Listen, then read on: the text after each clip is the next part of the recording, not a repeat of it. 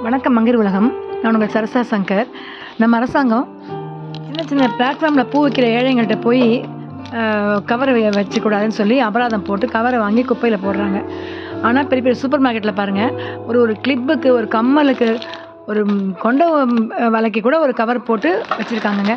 அதே சூப்பர் மார்க்கெட்டில் ஒரு 1/4 கிலோ காய்கறிக்கு ஒரு கவர், கருவேப்பிலை, கொத்தமல்லி ஒன்று கவரில் பிடிச்சிருக்காங்க. எத்தனை வீட்டுக்கு இந்த கவர்கள்லாம் போகுது பாருங்கள், பிளாஸ்டிக் கவரு. எங்கள் வீட்டுக்கும் அந்த 3 கவர் வந்தது. ஒன்று எவ்வளோ பெருசு பாருங்கள், சின்ன சின்னது கிடையாது. இப்படி கோடிக்கணக்கான கவர் அனாவசியமாக வெளில புழங்குது, குப்பையில் போய் சாக்கடை அடைச்சிக்குது. அப்புறம் வெள்ளம் ஏன் வராது?